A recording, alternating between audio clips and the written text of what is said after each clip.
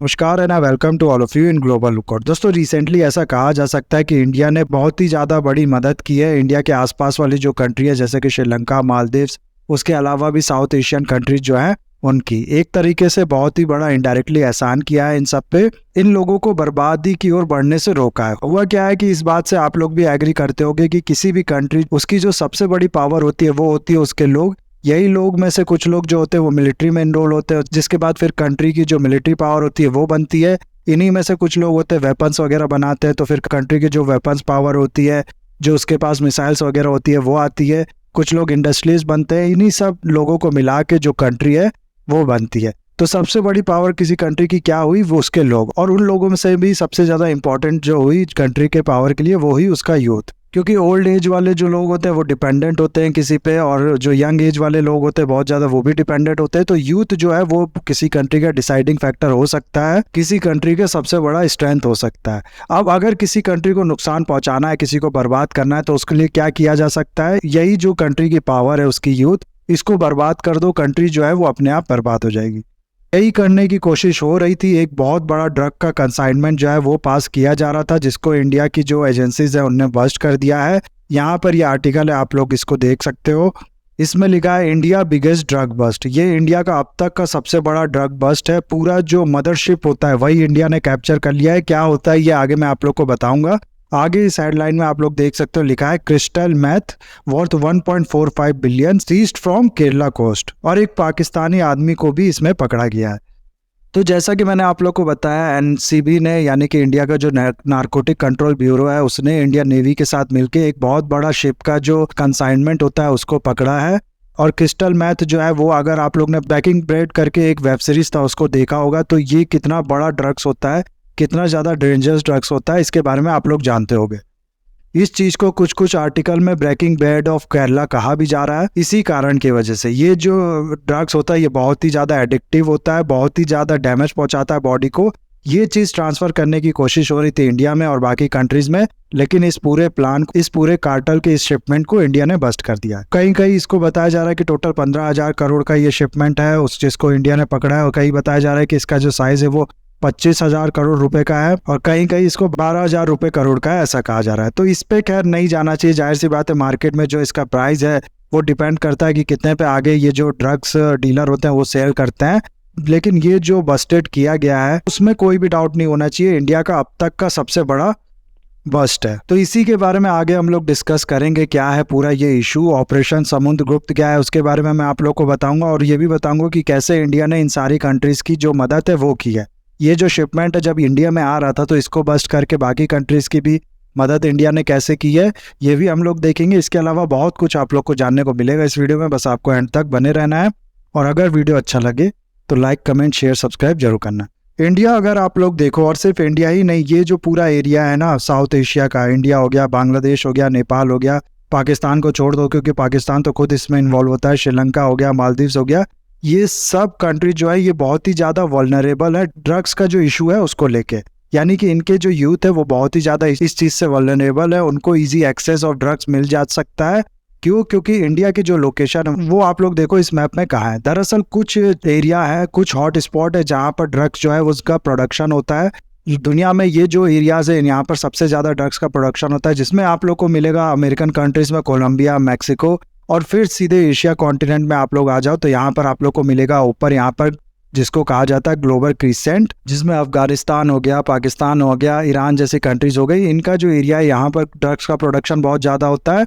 और फिर यहाँ नीचे अगर आप लोग देखोगे साउथ ईस्ट एशिया में, इस एरिया को कहा जाता है गोल्डन ट्राइंगल।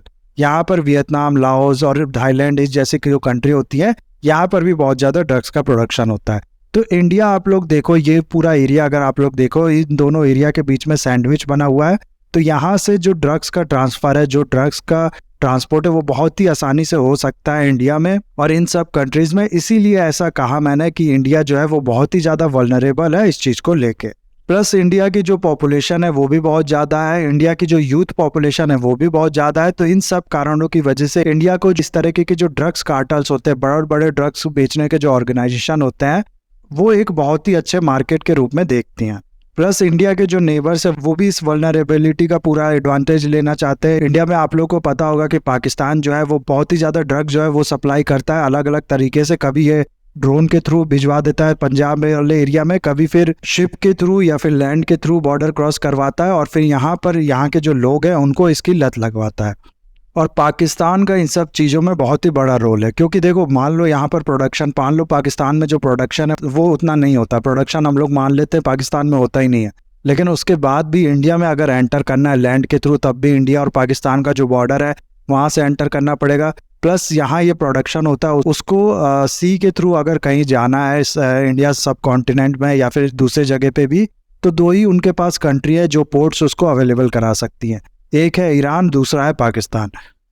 उसके बाद इंडिया के जो यूथ है उनको बर्बाद करके पाकिस्तान को फ़ायदा मिलता भी है, और यही कारण है कि पाकिस्तान जो है वो अपने तरीके से ये जो ड्रग्स है वो इंडिया में सप्लाई करवा देता है, और बाकी कहीं भी ये ड्रग्स अगर भेजा जाता है तो वो पाकिस्तान का पोर्ट या फिर ईरान का पोर्ट इस्तेमाल करके भेजा जाता है।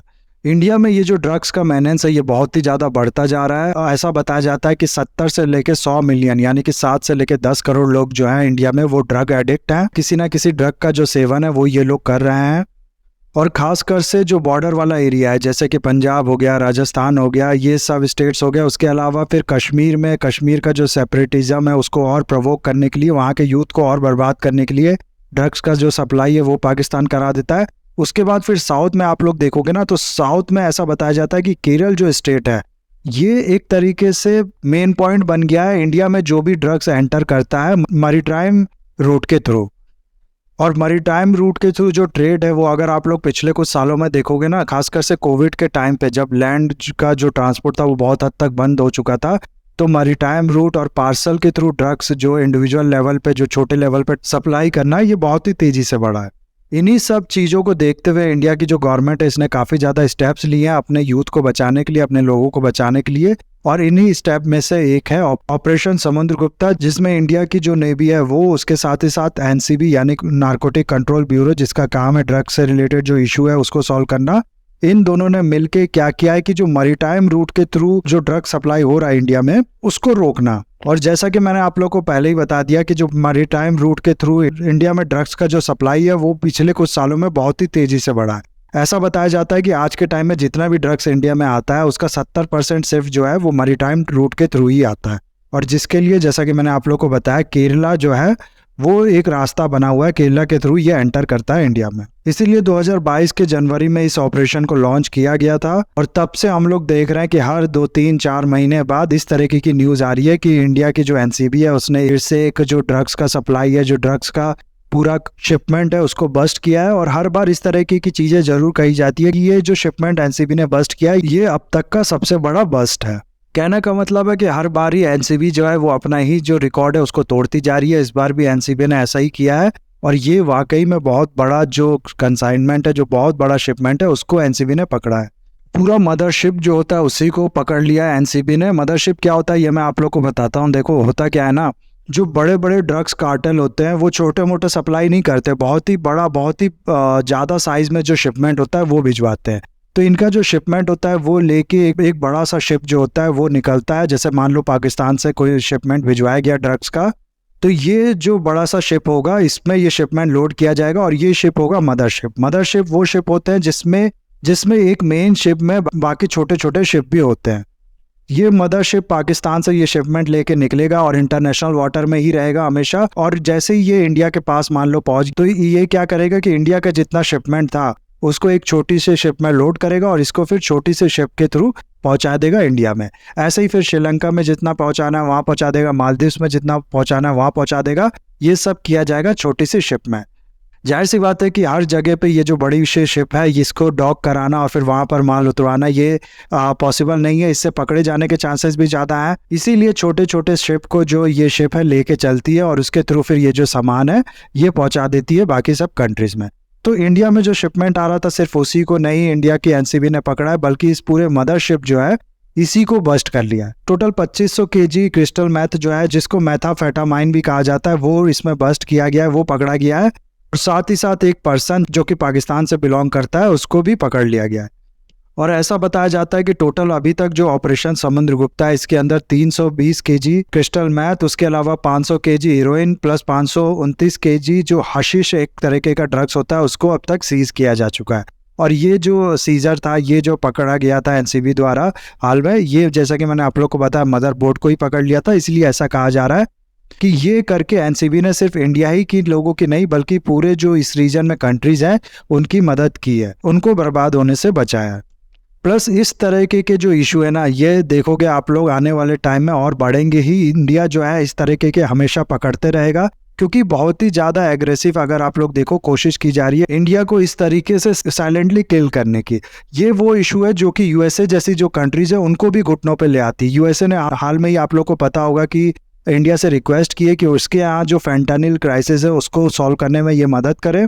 फेंटानिल एक ड्रग्स है जिसके वजह से सेम यही हो, यूएसए के किसी एरिया में लोग जो हैं वो इस ड्रग्स को लेते हैं और इसके बाद जॉम्बी की तरह बिहेव करने लगते हैं, एक तरीके से पूरी तरीके से जॉम्बी ही बन जाते हैं। तो इस चीज़ से बहुत ही ज़्यादा परेशान है यूएसए, इस चीज़ के लिए इंडिया से मदद मांगता है। और जो इशू जो दुनिया की सबसे पावरफुल कंट्री को बर्बाद कर सकती है, जाहिर सी बात है वो इशू इंडिया को भी बर्बाद कर सकती है। हाल में ही इसको लेके काफ़ी ज़्यादा स्टेप लिए भी गए हैं गवर्नमेंट की तरफ से, जिसमें एक तो मैंने आप लोगों को बता दिया ऑपरेशन समुद्रगुप्त जो है वो लॉन्च किया गया था जनवरी 2022 में। उसके अलावा BRICS nation, SAARC nation, ASEAN country जो है उनके साथ मिलकर इंडिया कोऑपरेट कर रहा है इस चीज़ में। फिर एक सिम्स सिस्टम जिसका फुल फॉर्म है सीजर इंफॉर्मेशन मैनेजमेंट सिस्टम जो है वो लॉन्च किया गया, जिसके अंदर जो भी सीजर किए जाते हैं इस तरीके के जितने भी ड्रग्स जो है वो पकड़े जाते हैं पोर्ट्स पे, उनका पूरा डाटाबेस इसमें होगा और जो भी हमारी एजेंसीज हैं वो इसको एक्सेस कर पाएंगी। इंडिया जो सर्वे वाला काम है वो भी बढ़ा रहा है। नेशनल ड्रग अब्यूज सर्वे जो है वो भी लॉन्च किया इंडिया ने, जिसके थ्रू इसमें तरीके के लोग जो भी परेशान हैं उनको आइडेंटिफाई किया जाए, उनको फिर रिहैब सेंटर में डाला जाए और उनकी हेल्प की जा सके।